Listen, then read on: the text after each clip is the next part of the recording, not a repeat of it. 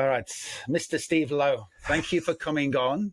This is the second time you've been on. Mate, you're welcome. Anything for you? But I wanted you on to refresh this. And as I said, we've got a few other things that we need to talk about as well in your life at the moment. Yep. But I wanted to refresh this interview with you because, at the time I was new to the podcast scene. And I think this is the right time now to do a refresh of your life and get it out there a bit more. Mate, I think that's fantastic. I mean, the first time we were in a dark studio somewhere in Chippendale with his dodgy address, and I turned up, I was like, fucking hell. Jesus Christ. I'm sure I don't owe Neil money. No, I don't owe him any money. No. And then Sal was there, and he was sort of emceeing the whole sort of thing. Yeah. And we had a great laugh. Yeah, we did. We had a really good laugh. But now it's sort of, you've grown up. Yes, I think it's really good. And what you've been doing with your podcast, mate, you've won awards for it. You're doing a great job with it. And I, of course, I would come back when you asked me to. Thank you. Of course. Thank you. So let's get into you growing up. Growing up, and what led you to go down the path of the nightlife world? Girls. What? Girls. Girls what? Mate, mate, if you're standing in the front door of a nightclub, you're going to pull girls. Mate, you're going to pull girls. Couldn't you pull them at school? No. I went to a private boys' school, so that was a whole different sort of pulling. But I'm not going to go down that. I'm not going to talk about that one. But yeah, I mean, growing up in Sydney in the 80s on the North Shore, mate, there was nowhere to go out. You had the Green Gate Hotel. I discovered nightclubs in the Cross and Oxford Street, and I was just going, this is fucking unreal. You were meeting people, you were listening to great music, and I just fell in love with nightclubs. And all I wanted to do was either be at them or work at them. So the first gig that I got was on the door of the Cauldron nightclub, and that was an infamous club back in the security or doing, but like I was the doorman. Oh, really? Yeah, I was the doorman, like you.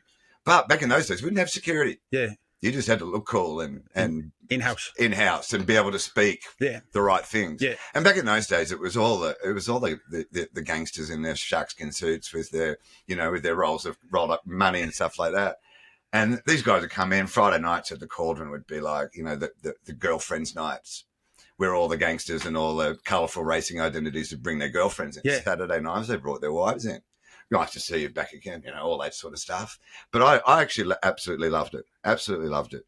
And then I ended up being the general manager of the club for a while. And it was just for me, it was just heaven. And then I kind of took a break from it and went off and did other things in my life. I was a photographer for a very long time. So I did a lot of that. And then I kind of got back into it again. It just lured me back in. The love of a nightclub. But were you a party boy when you first started? Not really, no. Not really. I didn't discover all that, the fun side of it, until much later. Yeah. Because it was just sort of like people would, drink champagne, they'd smoke cigarettes, they'd do a little bit of coke, but you don't even know where to get it from back in those days. Yeah. But yeah, it was just more the music, getting dressed up, you had to put on a nice outfit to go out. And being a doorman of the one of the coolest nightclubs in town was like, it wasn't your name's not on the guest list if you're not coming in the door. It's like, didn't like the look of you weren't coming in. Yeah. And you'd have a crowd of like 150 people going, pick me. And I go, you're all right. You're all right. You're hot. In you go. Yeah. But why can't I get in? Mate, look what you're wearing. Come on. Pull yourself together. What do you want to do? You want to pick up girls here? Look at the girls that I'm letting in here. Do you think they're going to let you in? Do you think you're going to hook up with them dressed like that? What's wrong with her? I just bought this suit from Kelly Country. Mate, try something else. Try a different tack. He said, if I go home and change, will you let me in? Sure, no problem. 3 hours later, this same guy rocks up in a suit. Yeah. And he goes, I got changed. And I said, mate, come on in. Let me buy you a drink. And that was back in the days when I first met John. Because John was driving for Bill Bayer. Yeah. And Bill used to love coming into the Cauldron because it wasn't on the main strip of the Cross. It was on Darlinghurst Road. And John would drop him off and go, sort of give me a bit of a nod, go, all right, and I'm just waving him and John take it off. But Bill would stand at the front door. He was an absolute gentleman. Stand at the front door, we'd have a bit of a chat, like this. A little bit like Dracula. Dracula won't walk over your door hut frame until you invite him in. Yeah. So Bill and I would just stand there and he'd just kind of like, Bill, would you like to come in for a drink? That'd be lovely, Steve. Thank you so much. Walk into the bar, get him a scotch. And he was always great. Steve, come down to the Cosmopolitan for a coffee. And if anybody knows the Cross, they know what the Cosmopolitan Cafe was. Yeah. That's where it all happened. Come and have your picture taken. Come and have your picture taken. I was like, all right, mate, no problem. But for me, it was just great fun. It was just really, really good fun. And then after the Cauldron, I did the head of the door at Riva, which was the Sheraton on the Park Hotel. Yeah. That was cool. We had like Madonna like headsets, and we all looked really scary and tough. But then that was when we started to bring in a lot of security, because a lot of the naughty boys thought, well, I'm going to nightclubs. Yeah. Why sit in the clubhouse out in Penrith when I can go to a cool nightclub and, you know, flash my cash around? Yeah, yeah. So that's when they needed hardcore security. And you would have found it too on Oxford Street with DCM and all that sort of stuff. And then after doing Riva, I sort of took some time off, and then John asked me if I'd be interested in doing the Door of Lady Luck's, which was a great little club. It was a tiny little dive of a place in Roslyn Street. 170 capacity. There were times I had 300 people. There was never 170 in that place. I don't care what you say. There were times I had 300 people in there, and the cops would walk past. All right, Steve, all good. Yeah, mate, no problem. Yeah, all good. Just as long as you can kind of move around, you know, like shoulder to shoulder. But we had such good times, really good times. And that was when I kind of started working with John, because he was like going, mate, you're really doing a good job. We need clean skins to be licensees. And I was like, sure, I'll do that, you know. So what was involved, you know, basic little course, the coppers would check you out. Yeah. I went to a good private school, didn't have any parking tickets or speeding fines, no known identities, you know, nothing like that. So I became a licensee of a few of John's venues. Was that more pressure though? No, there was no pressure at all. It was just an offer. And I was like, great, sure, why not? I mean, as long as you don't do anything naughty, everything's fine. Everybody loves you. And as a licensee, you can't get into trouble. Yeah. Because you're holding the nightclub under your control, because it was, now they're just doing it through company names and some sort of bullshit holding company or whatever. But back then, or an approved manager, which is usually the Glassy. But back then, the licensee, you had your name over the door. That was, I mean, you were responsible for everything that happened in the place. God, we had some fun. Yeah, well, that's where I met you. Yeah, Made It Looks. That's where me and you became friends. Yeah, exactly right. Yeah. Because you would come into the Cross from time to time, but mostly you were up at DCM, and I'd come to see you after work if I had a night off. Because I remember John put me at Lady Luck's for about 6 months to look after, because he was having a bit of trouble on the door there. So I remember because it was really cool, and all the naughty boys wanted to come in. So you just stand there and you go, nah, and I'd be going, oh, what's wrong with him? No, Steve, just let me explain to you. No, you can't come in. All right, then. Okay. And it all started to click. Yeah. You know, like when you put a key into a hole, it goes, oh, okay. And then after later, like, so I got roped into being the licensee of Good Bar. Yes, that's oh my God. Fucking hell. That was a huge mistake. Even the cops came up to me and said, Steve, what are you doing, mate? Listen. This is not, you've got a good reputation around town. It's probably not a good idea that you'd be doing this. And I was just like, why? And then one night I was sitting in the office. I don't even know what I was doing. I was probably just sitting there on my phone or something.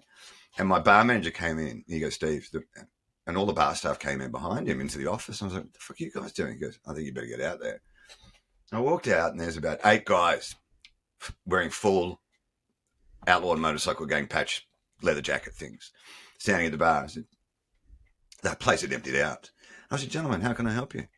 And they went, Royal Salute, Shivers Royal Salute, Coke. Beautiful. Pour them all a drink like that. It's all on camera. Yeah. Poured them all a drink, served them a drink, had a bit of a chat with them. I said, would you like another drink, boys? Oh, we'd like that. Thank you so much. And I said, is there anything else that I can do for you? No. Any idea how long you guys will be here for? He said, we'll just finish our drinks and we'll be on our way. You tell the boys that we were here. And I was like, sure, no problem. I was shitting myself, literally shitting myself. Anyway, so they left, and next minute, the whole of Oxford Street shut down with police cars and all that sort of stuff. And I'm talking to the local area commander who knew me from the Cross. He goes, Steve, he goes, fucking hell. I go, yeah, all right. He goes, what do they want? I said, I've got no idea, but something to do with one of the owners. Yeah. And he goes, right. And standing beside him was this young junior constable chick. Yeah. And she turned to me, she goes, where do they park their motorbikes? And I said, what, babe? And she looked at me, she goes, babe, excuse me, you don't call me babe. I'm constable. I said, all right, constable. They don't ride motorbikes. They ride Range Rovers. They ride BMWs. Yeah. They ride Mercedes AMGs. Yeah. They don't ride motorbikes. Half of them don't even have a license or could ride one. And that's where the Nike Bikey whole thing came in, because all they did was wear Nikes, and they drove around in stolen vehicles that they're just, probably the owners of the stolen vehicles were in the boot half the time. I never knew. So that was kind of when the police said, Steve, probably a good idea for you to maybe sort of step away from doing that. And I was like, all right. And then a mate of mine, Scott Robertson, who's got great reputation with his promotions and events and stuff like that. He owns Glass Island, I'm sorry. And he said, well, there's a space up on Oxford Street. It's available for rent. You want to do it? And I was like, yeah, okay. So I told John, I said, look, I'm gonna take this space. I know it used to be one of your ones, but you cool with that? He goes, Steve, you've got my best wishes. And I was like, okay. So I started pouring money into it, my own money, and Scott poured his own money into it, and we opened it up. And then it kind of became sort of, well, John would say it was, one of his clubs and all that. That was Nevermind, yeah? Yeah, Nevermind. And it was a great club. It was, it was doing really, really good things for the community on Oxford Street. It was a tough go because we had Havana next door, which we worked out for a while. And it was just, the combination of, young kids and gangsters and strippers. I think that's what didn't help you, because all the DCM's crowd came up. Yeah. And they weren't the old school DCM's crowd. They were a bit disrespectful and all like that. So it was hard for your very disrespectful. It was hard for your daughter, Yeah. But we managed to get a really good tour team together. But they were all, directed to by John, which was fine, and everything went well. Everything went really well. But after 4.5 years, nearly 5 years, you either with nightclubs, you either change them out, you renovate them again, put a slap of paint on them, and relaunch them as another name, like they've just recently done with Arc, and called it Aura or something. Oh, yeah, something like that. I haven't been there. I'll go and have a look, because I'm still friends with one of the owner, Dave, and but nightclubs are different now. Yeah. They're not the. Well, I don't like going out no more. To me, it's we're not too old. What are you talking about? Only old. A few of them have wheelchair access. Let's not get carried away, you man. I just don't like the scene anymore. To me, it's a different thing. The drugs are different. The kids are different. Like there was one of the licensees of Club 77 a year or so, 2 years ago, passed this thing where you weren't allowed to look at a patron for too long. And it was all about this sort of consent thing where, you can't walk up to a girl and say, hey, baby, can I buy you a drink? That shit doesn't work. You can't look at them for too long. And if you're invading their personal space, and it's like, oh, please, I'd rather stay at home and, drink a bottle of tequila and invite some friends over. But it's just not what it used to be. It's ugly now. The clientele that's going in is ugly. There's no restrictions anymore where you can't say no to them. It's just like they can come in what they want. It's exactly. Exactly. And then there's no like dress code. No. I mean, just as long as you're not wearing. I mean, you could probably pull Crocs off these days at nightclub. I mean, when you start to think about what the kids are all wearing. Yeah. And I just think, if you want to go to nightclubs, Europe's the place to go for nightclubs. Yeah. Well, I even go out of state now to Melbourne now if I want to go for a weekend. Melbourne, somewhere. Queensland, great clubs. You have good fun. Everybody gets dressed up to go out. But it is fun when you go there. It is fun. Yeah, but 100%. It's not fun anymore. 100%. And so then it was just sort of like, we had great success with the nightclub, and then I just sort of went, you know what, I'm done with nightclubs. It gets different drugs come in, like GBH was coming in, so everybody was just drinking, post mix and soft drinks and stuff like that. I was wondering why people weren't buying any booze. Yeah. Because it affected the drugs that they were taking. And I just felt no point, not renewing the lease, not doing anything like that. I'm out, had a great time. It was enough for me. Yeah. It was enough for me. But what great fun. I don't look back at any of it with any regret, or I didn't fuck over anybody. Nobody fucked me over.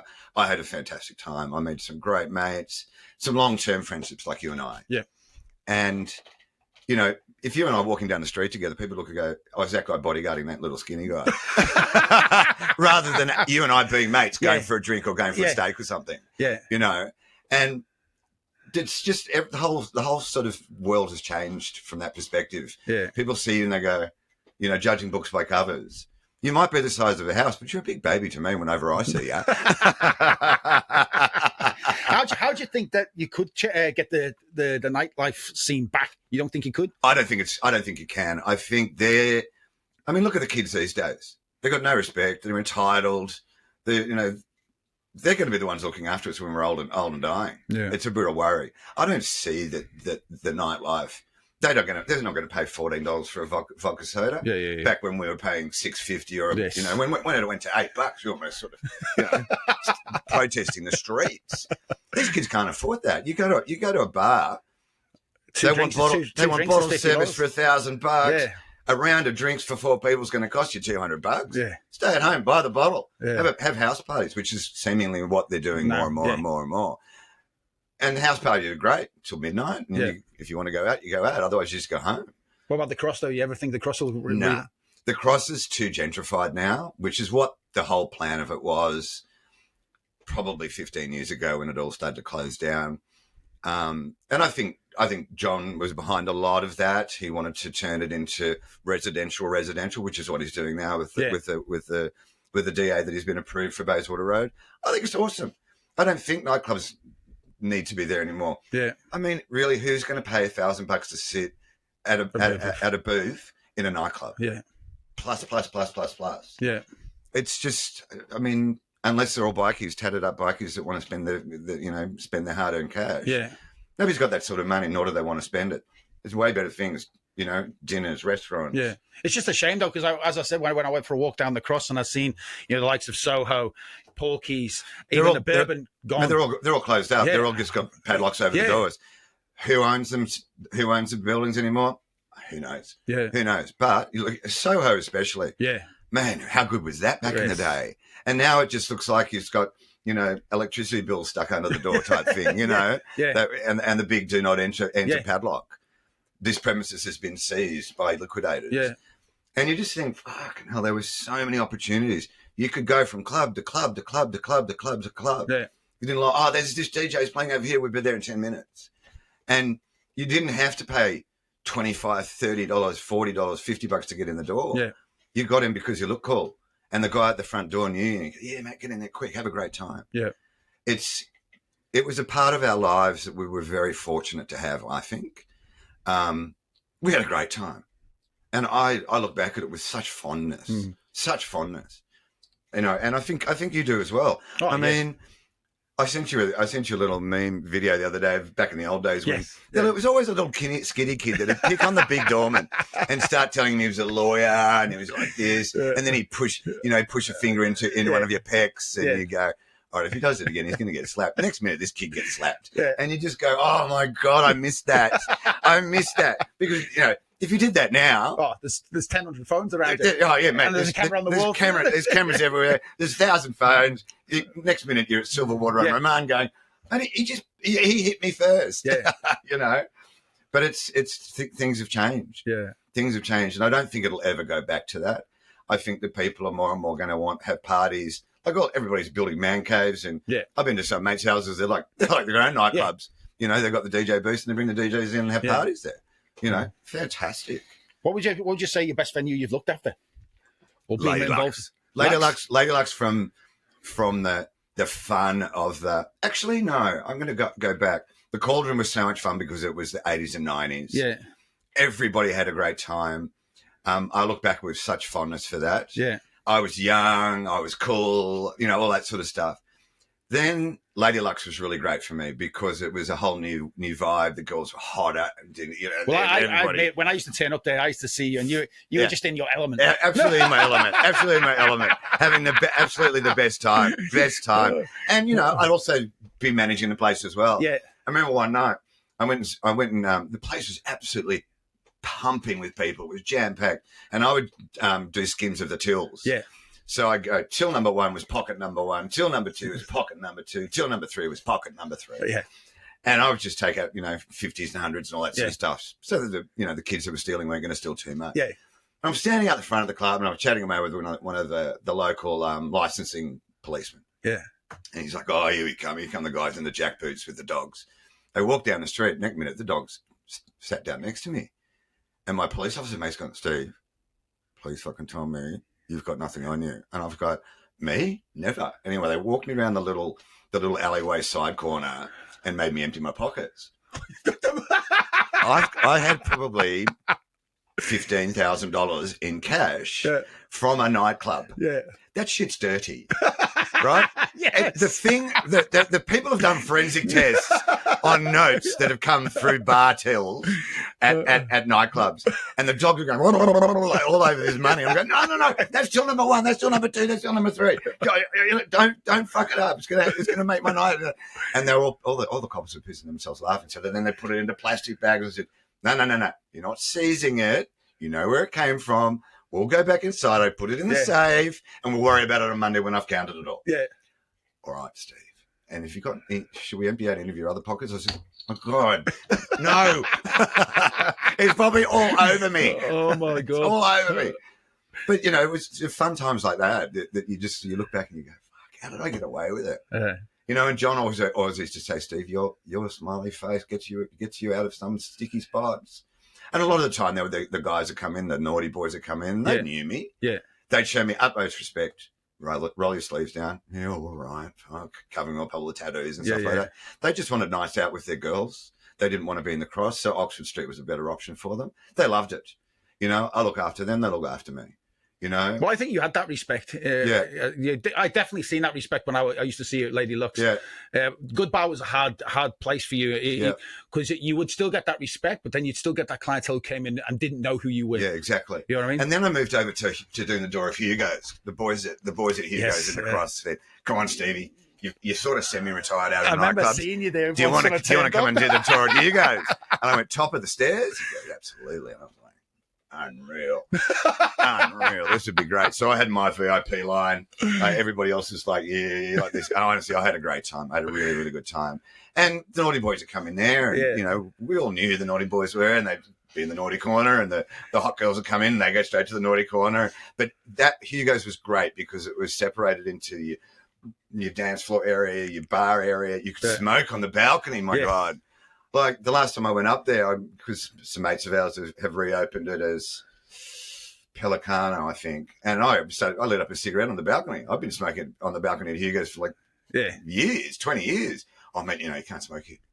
And I'm like, what the and it just answers your question. Where has it gone? What happened? Where are the ashtrays? Because I remember when you were at Hugo's, and I remember the doorman always used to look at me because they knew who I was. It was like, it was only Tony. Yeah, Tony. Big Tony would always go like, "No, Neil, you're always welcome." But the other doorman didn't know who. They just know who I was and go, "Well, can't let him in." And I remember seeing you at the top, and you just went, and you started hugging me. It's like, "There's no, you go through, Neil. Who have you got with you?" And it's like. But what I used to get a lot of the naughty boys' wives. Come in, and I knew them all, and they'd come up to VIP with their $20,000 handbags and all that sort of stuff, and they go off in their corner and go away. But their husbands. Because I always made sure that the girls were looked after and there was no guys that come up to them. I'd always put a security guard on them just to make sure the girls had a nice time. Yeah. And I got a load of respect, unbeknownst to me, from the husbands of these girls, which was really nice. And, you know, traveling around the world and, you know, the husband, the wives go, "Oh, Steve, you're in Greece, come hang out with my husband and I," and I'll be like, "Oh my God, fucking hell!" Like this, you know, the chapter of this and the chapter of that, and the chapter of this, and the chapter of that. You know, Montreal, Quebec, Greece, Athens. Like, you're just going, "Oh fuck," like this. But it was part of my world for such a long time. Yeah, and I don't look back on it with any regrets. I had a great time. So that was your favourite club. So what did you do after you thought the nightlife was over for you? I got into hospitality from a cafe perspective. My wife and I bought a cafe in Paddington, and I had a great time doing it. The first it wasn't easy, and then COVID hit, didn't it? Yeah, COVID shut down fucking everything, and I then went into catering, like cooking and all that sort of stuff, and I actually became quite good at it. Cooking what? Food. Oh, okay. Not that, no, not that kind of cooking. Not that kind of cooking. Although I probably would have been all right at that. But yeah, so I got into catering, and you know, I got quite good at it, and my Instagram profile started to go quite well, and people started to book me for dinner parties and this and this and this. Then I ended up on working on their super yachts, and Then I did a lot of travel, working on super yachts. I was always on super yachts on the harbour, catering, during the summer seasons. Then I go up north and do catering. And then I was having a great time doing that. Loved doing it. And then in December last year, I was diagnosed with cancer, which kind of put a bit of a halt on everything. Yeah. A halt on everything. And since then, it's been a bit of a fucking process, my friend. Bit of a process. So tell me, that's the thing that's why I wanted you to come on, because most of the fact that, to celebrate your life too, in a way. Which I appreciate, Neil, I really do. And so tell me about the cancer issue. Well, I've got stage 4 esophageal cancer. And if you don't know where your esophagus is in, it goes right down the center of your chest, and everything you eat and drink goes down the esophagus. Yep.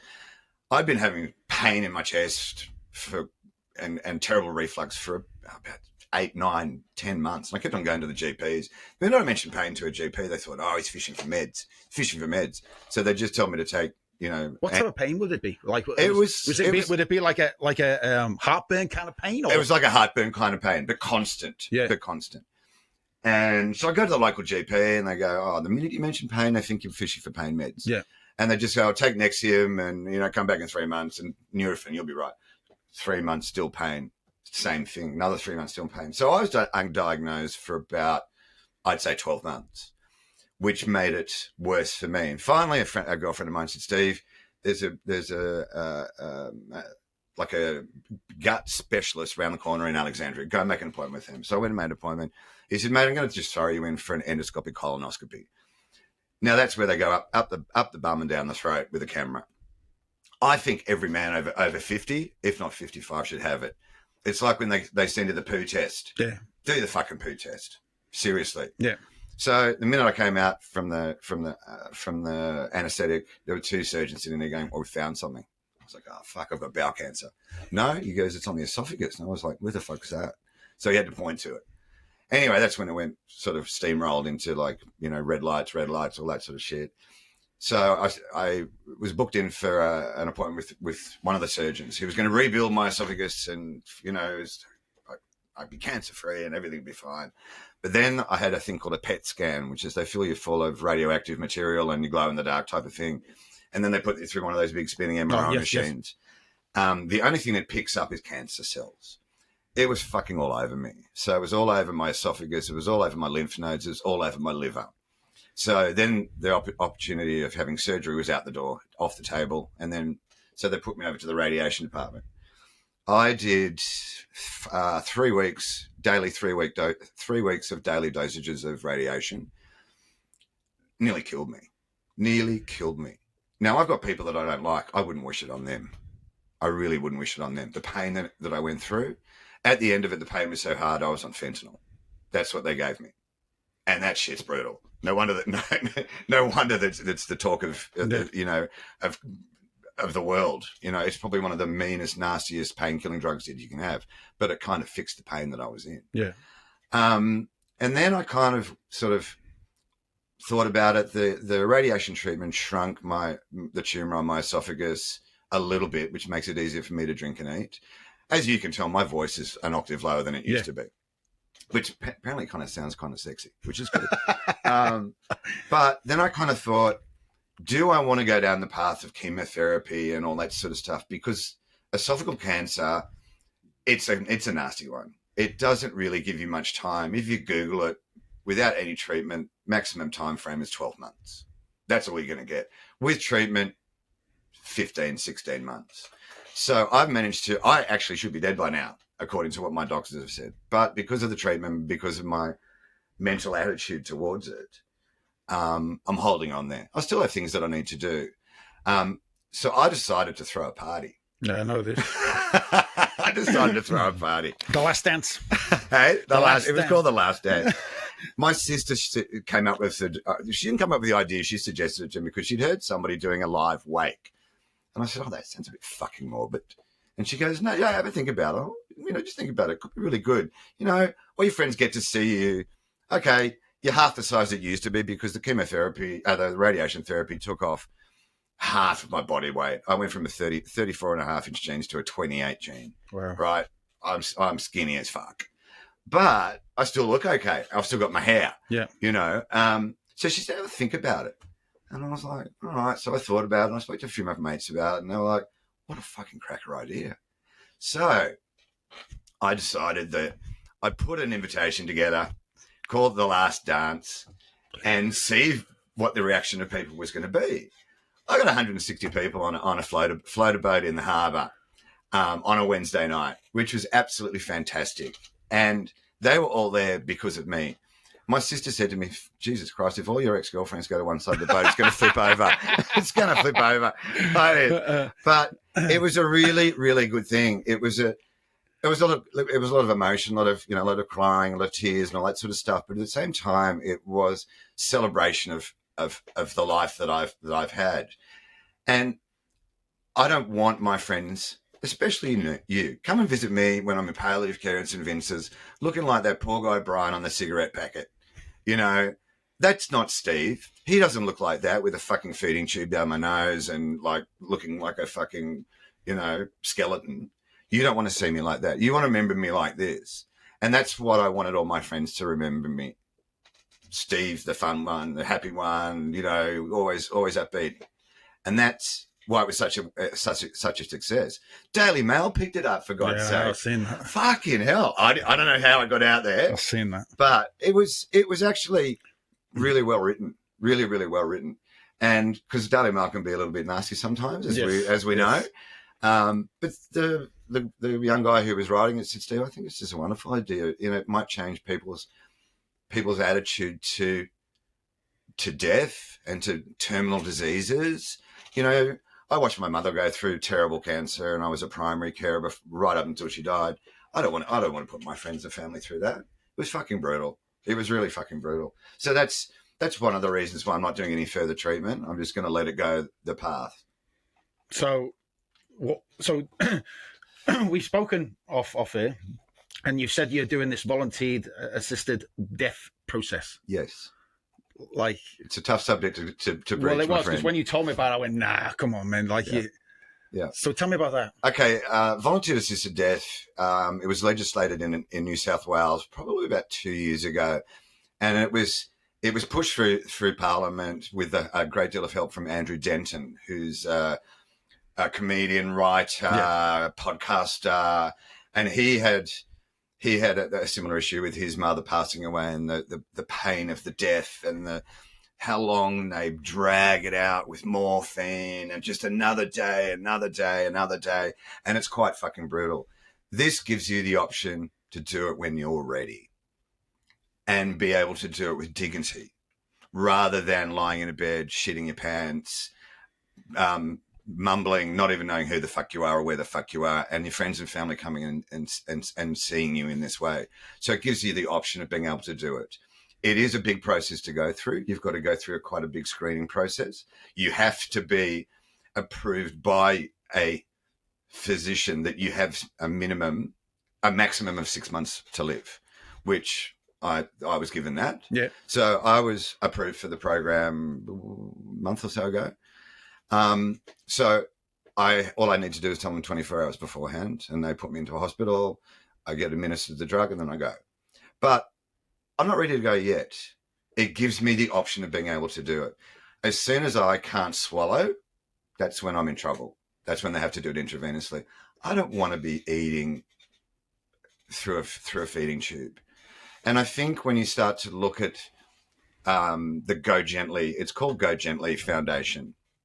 You actually tend to appreciate how people think. Back in the day, you'd say to your mates, mate, if ever I was in a motorbike accident and I end up in a wheelchair, just walk me off the end of a pier, or, give me a hit of heroin and I'll be done with it, be able to take your own life.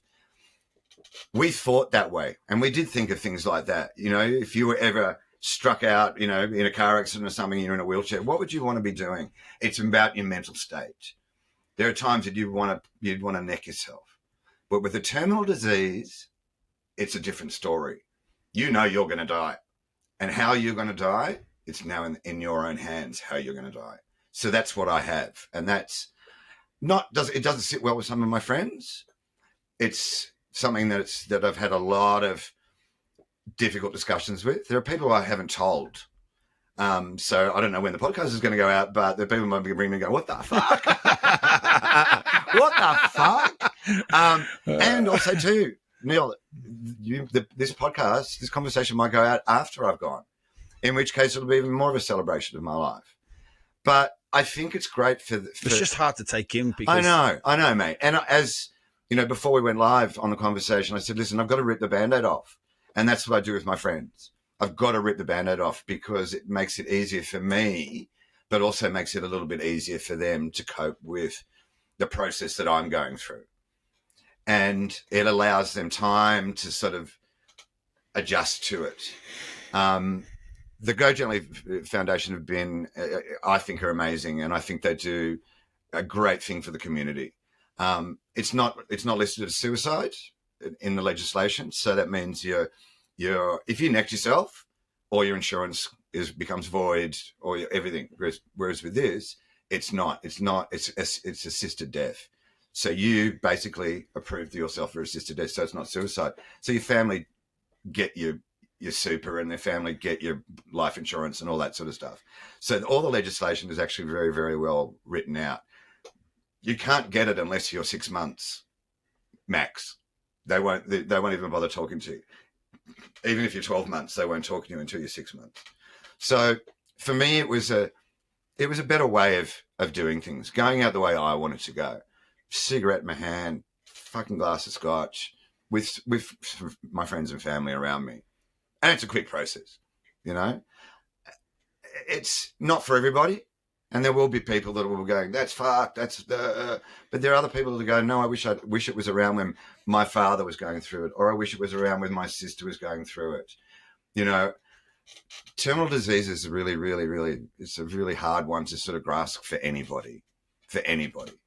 I never thought that this was going to happen to me. I thought I'd be still kicking around trying to get into nightclubs at 70, 75, standing up there swinging my tire around, But life deals you the path that it deals you. I think that's what I mean when you told me. It was like, to me, it's like, yeah, you told me you got cancer, but it's like, and everyone, probably all your friends and family think the same. You'll beat it. You'll beat it. You'll be okay. Yeah. You got this, Steve. Yeah. Steve didn't got this. Yeah. And that was the thing.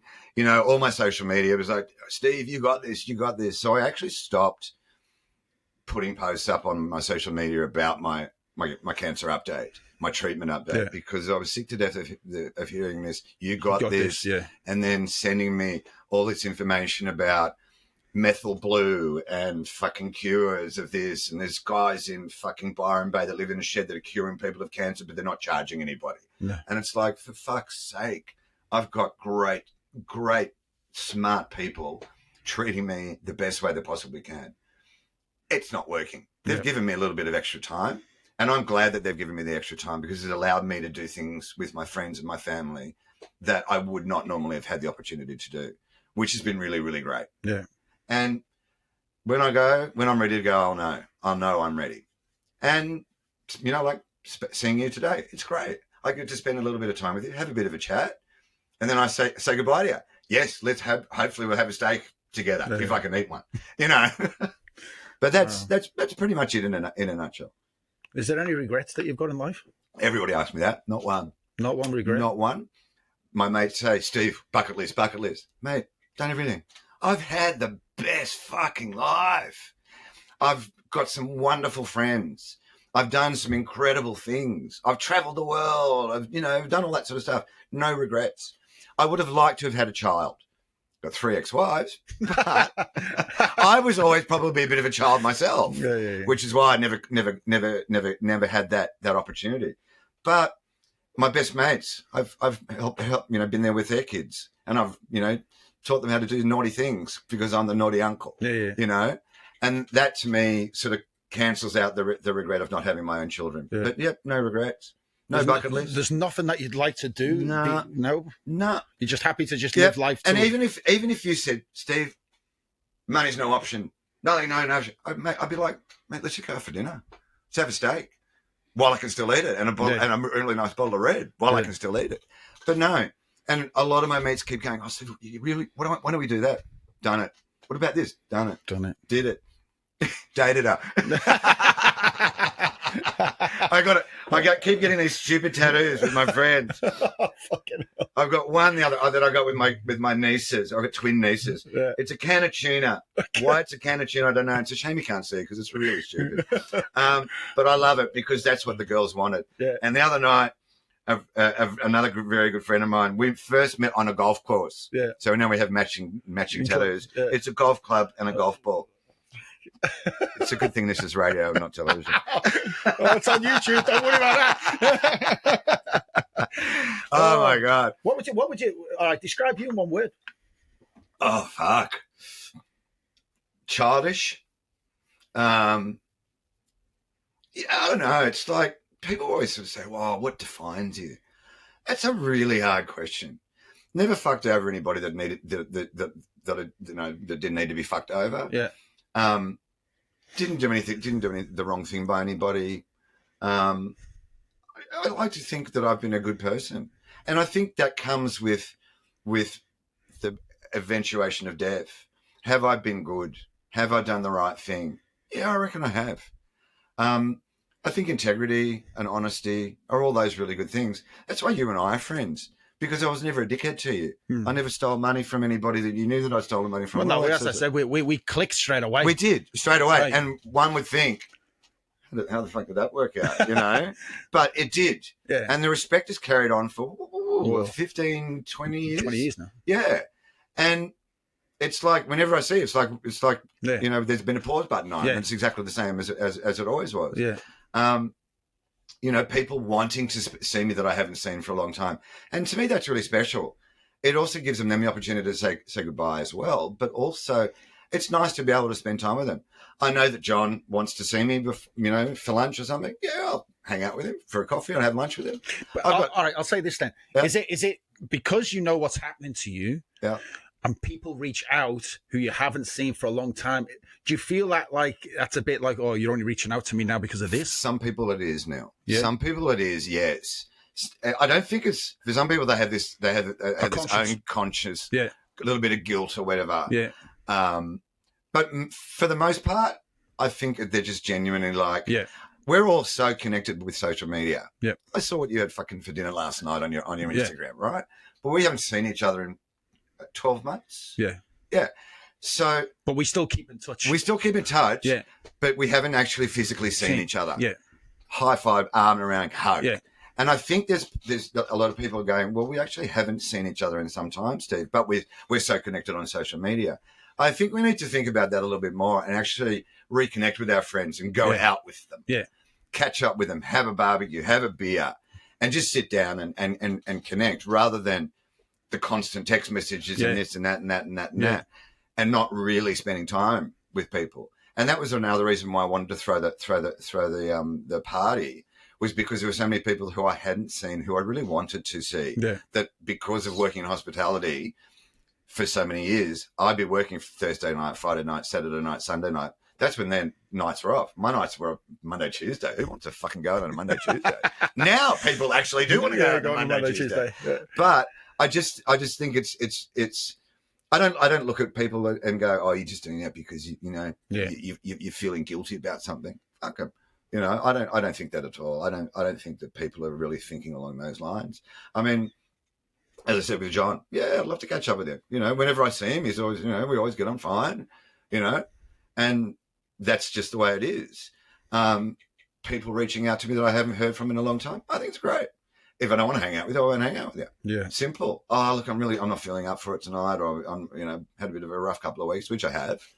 You know, my health goes up and down. I'm up and down, up and down. My sleeping. Mate, if you saw the dosage of morphine that I'm on right now, it's hilarious. It's a slow release morphine patch. It's sensational. Wow. Sensational. But the pain is constant and it's fixing it. Yeah. And it's fixing it. So, you know what? I've had a great time. No regrets. Wow, Steve. Like, I thank you for coming back on, but like, as I said, I'm still lost for words. It'd be nice if it was under different circumstances, but you know what? But that's why I said to you that this is the reason why I wanted you back on, because one, I seen that you did your, your last dance, and I thought, you know what, this would be good to have, you know, because we never had video footage of you, and that's the reason why I wanted to redo your interview. So there was always footage of you there, and I appreciate that. And because it wasn't from the last one. We were kind of we didn't even have something to put a folder for our phones. Yeah, you know? and now this has gone like bigger with my podcast. I thought, you know what, to get them back on, and I've got that. Everyone's got that memory of there to see them again. And I appreciate that. I appreciate that a great deal. And as I said, our friendship is 20 years, and it's always been solid. Always been solid. Thank you for coming on. My pleasure, brother. Thank you for having me. Now we're going to go up and have a big hug. You can feel it. Hear the slaps.